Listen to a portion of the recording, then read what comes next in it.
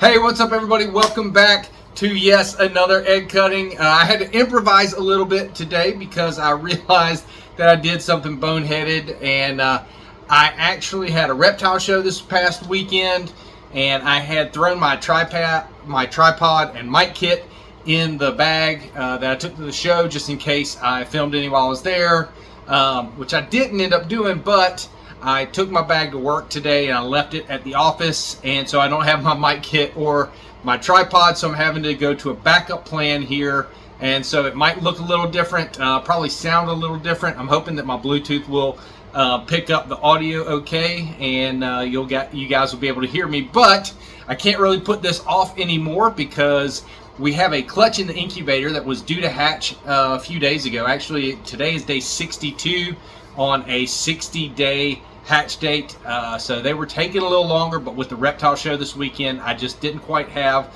time to get to them, and since they hadn't pipped yet and they had been laid a couple days early, I thought we'll just let them cook for a couple more days. But they have pipped. I'm not sure if everybody's pipped, but some of them are even starting to crawl out of the egg, it looks like already. Just peeked in on them this morning to show my wife that they had pipped, and so anyway, they're ready to go, and I need to get them out and take a look at them. And so I thought, well, we'll do the best we can, and thankfully you guys tend to be very gracious with me, so thank you for that. And hopefully all this will turn out right, and we'll get to see some amazing babies. I know we'll get to see them, but will we get to hear them, or will you get to hear me? We won't get to hear them, I don't think. That would be pretty cool. But can you hear me okay? Hopefully so, and we'll do the best we can and make the most of the situation. But of course, y'all aren't here to listen to me babble. You're here to see some amazing babies, and it's about time we do that. This is, so far, unfortunately, the only piebald clutch that we've gotten this season, and it is a visual to het pairing, so we have roughly 50% odd per egg of getting a visual pied. My pied males, a couple of them just did not want to breed this year. I still have some late season pairings going, so hopefully we'll catch up a little bit in the back of the year. But right now this is the only one, so it'll be exciting to look in and see what's in there, and hopefully we've got some pieds because everybody loves a good pied, right? Anyway, without me rambling too much further, let's get into the egg cutting and me figure out how to get the right angle so you guys can actually see what I'm doing. All right, let's do this. All right, so I think we're set up here. Hopefully you can see everything well. I'll try my best to get in the camera, but the camera's a little bit closer to the box than usual, so it might be a little tricky, so bear with me.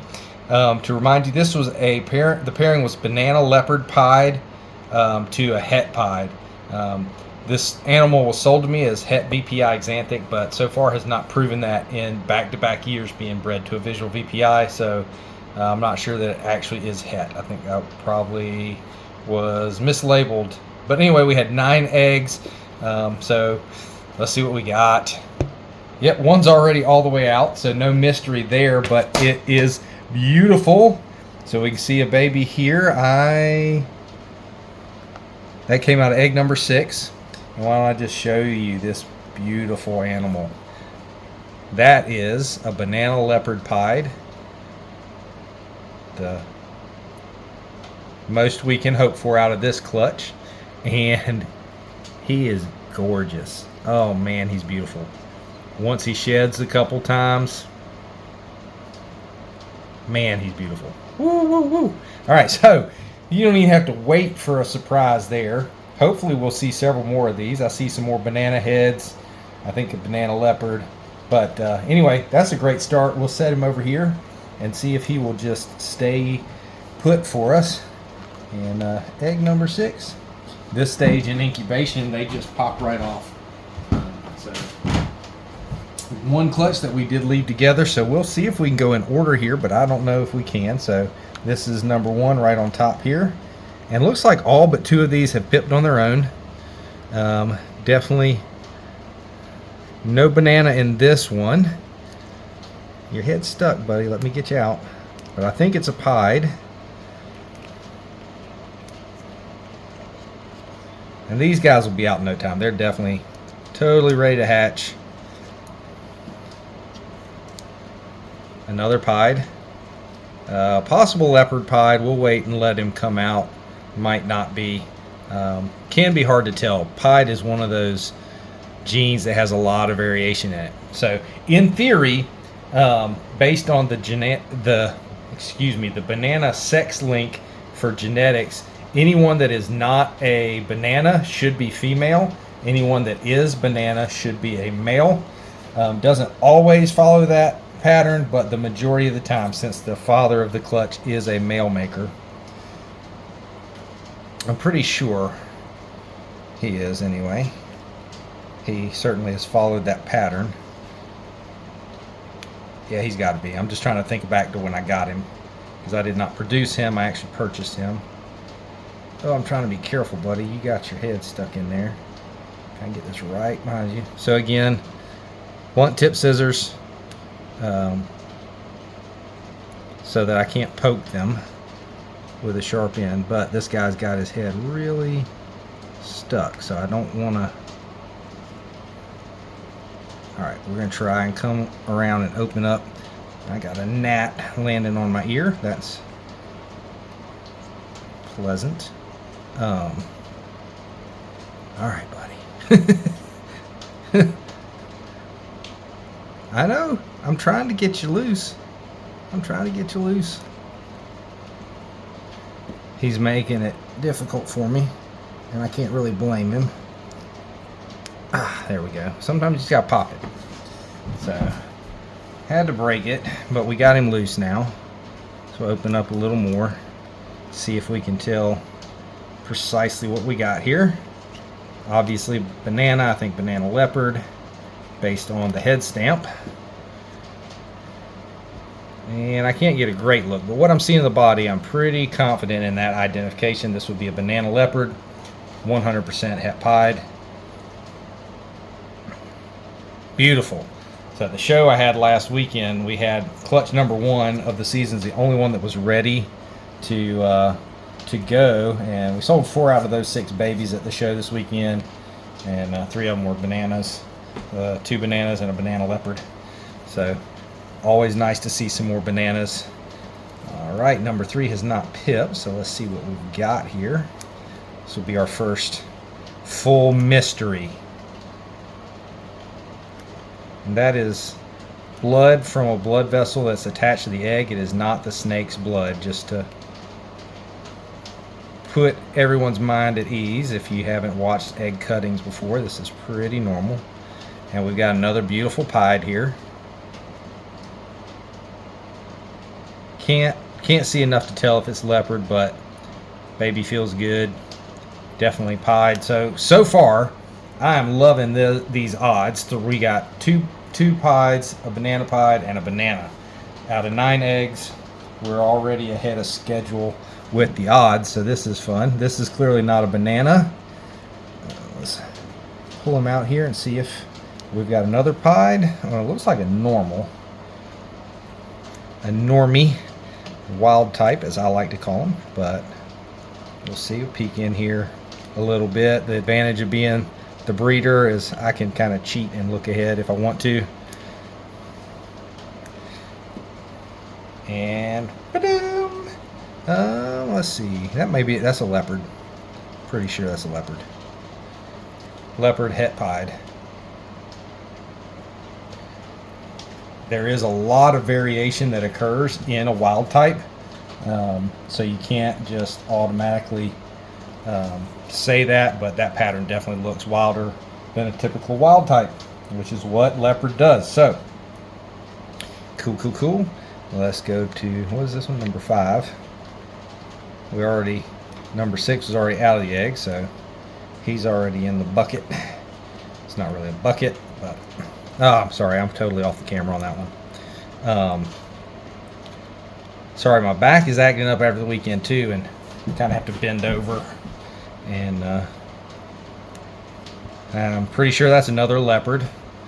Hopefully, I meant to slide down under the lights a little better, so we'll move and see if we can get you a little better light there. But another leopard there. So, all right.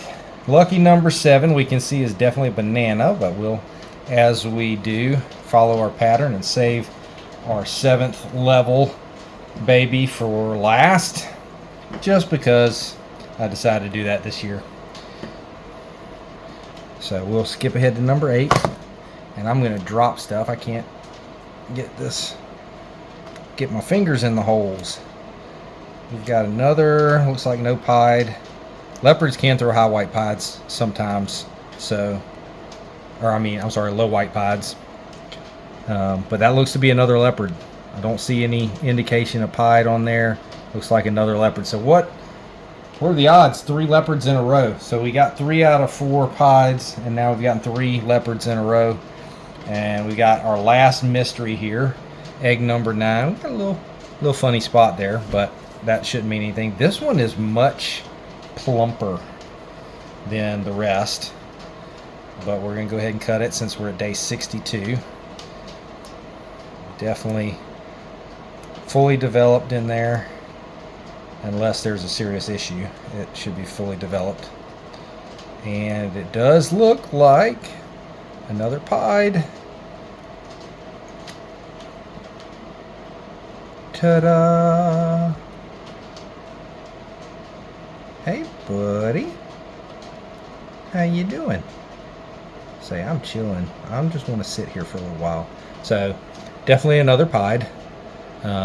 Looks to be a pied. Could be leopard pied, of course. Hopefully in 2 days we'll know for sure. Now, lucky number 7, last but not least. Haven't done super well with banana in this clutch.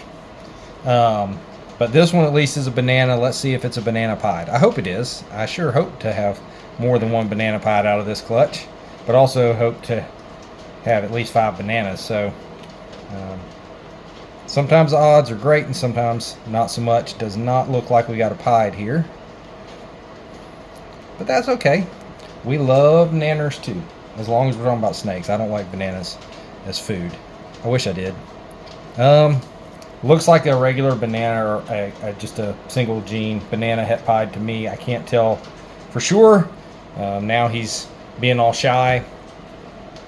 But definitely not a pied. So clean up a little bit and we'll get these other babies in front of you so you can see the full clutch. Woo! Clean off a little bit. But there we have it, folks. So we've got 1, 2, 3, 4 out of 9 are pieds. So kind of right in line with statistics. Only 3 bananas, but we do have at least 5 leopards. So, you know, some of the genes came a little bit stronger, and that's to be expected.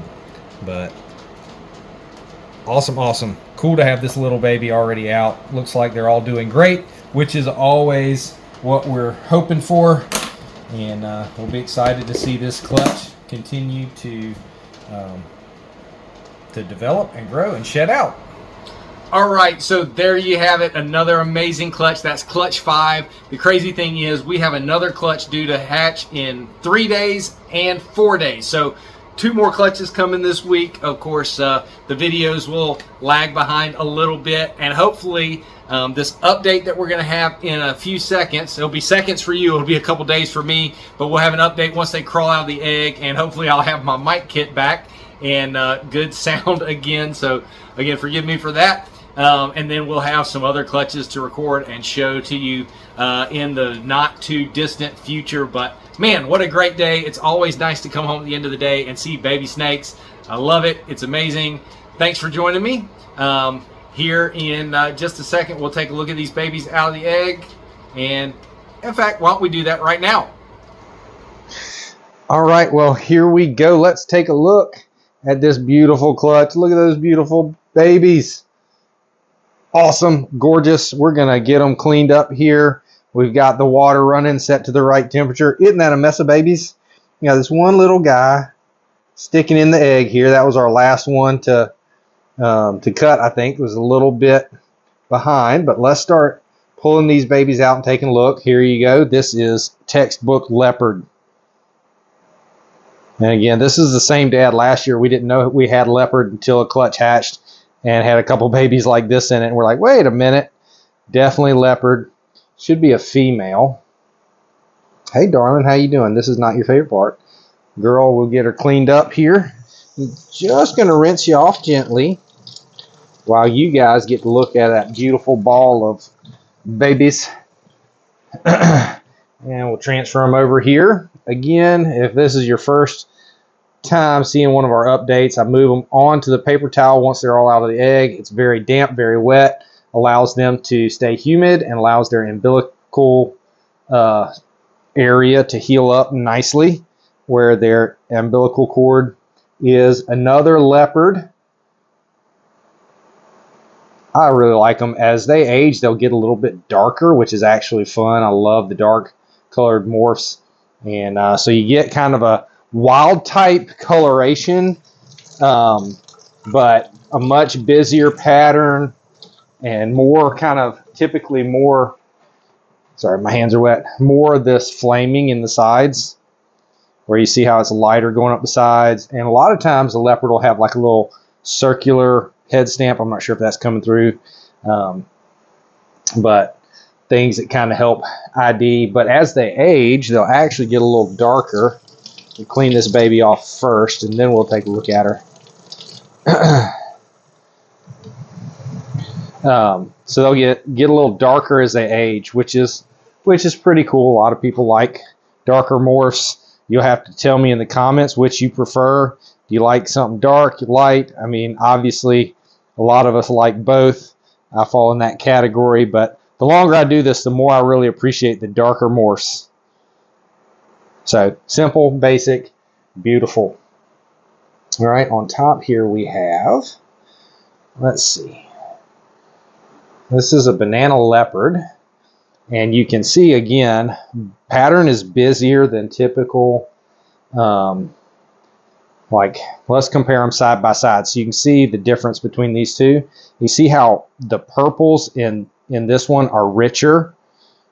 The oranges pop a little more too in the saddles, or in the sides. In the saddles, you get a little more orange in the coloration in the purples.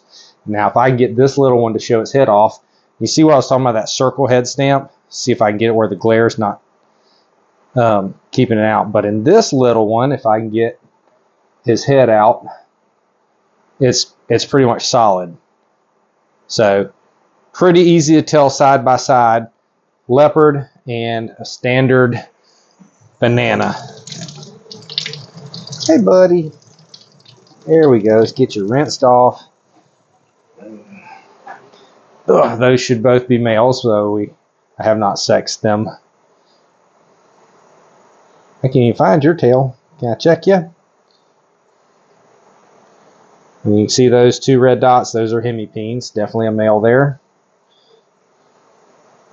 And real gentle pressure. Again, red dots. You can see the hemipenes start to express. All right. So now we've got just a tip in there, but definitely. Now, let's see. Trying to assess if this is leopard or just a standard pied. I'm thinking pied, no leopard.